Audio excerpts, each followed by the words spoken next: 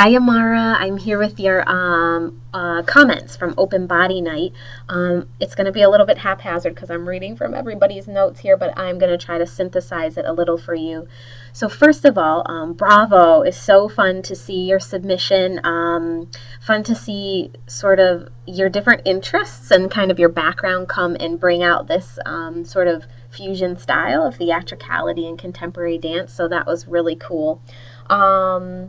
We've paired you up with Lisa Travis as a faculty advisor, and your piece we went through a lot of discussion on before we decided to accept it, and we'd like to have you check in with Lisa weekly, just to so she can act kind of like a dramaturg, someone who helps you make sure your storyboarding and your story makes sense for the audience.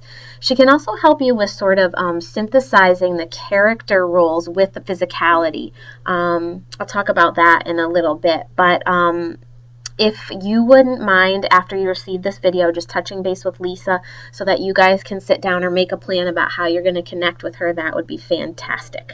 Okay, so strengths are, like I said, the fusion style of this sort of theatricality with the contemporary dance.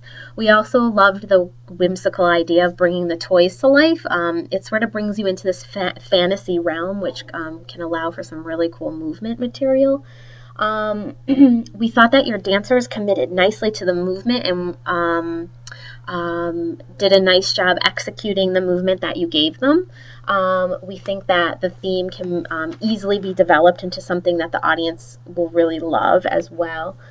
As you move forward, some of the things that we noted, and the first one, which is most important, is that when Sam is on the bed with the actual physical toys, there needs to be some more development so that we actually see how and why those toys come to life.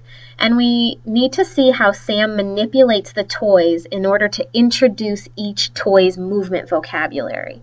So it was fine that Sam was like, oh, I have a Raggedy Ann, and oh, I have a My Little Pony, but it didn't connect with us that My Little Pony was Lauren, right? Lauren was the My Little Pony.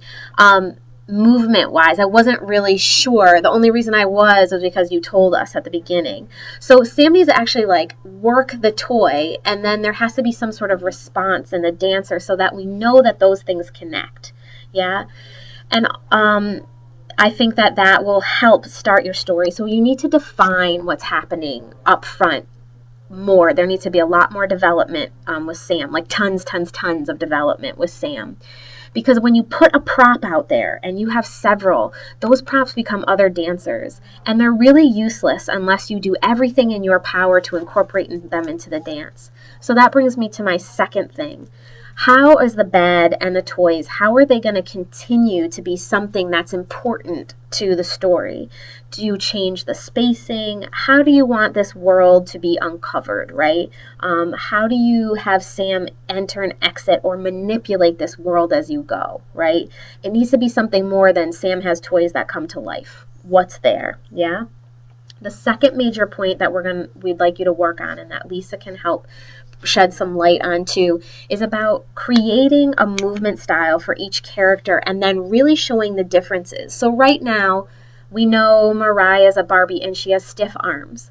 Well, there's so many different ways beyond stiff arms and stiff legs that Mariah can move, and how she can be very different than how Alex moves, right?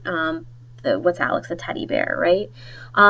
We need to see greater contrast in the movement style for each stuffed animal. You've created quite a piece for yourself to really investigate, but we know you can do it. Really dig deep inside what those things are and play around with a little bit of improvisation. You have some really strong dancers in your piece that can really help you explore some new movement choices or some more sophisticated choices for those different stuffed animals.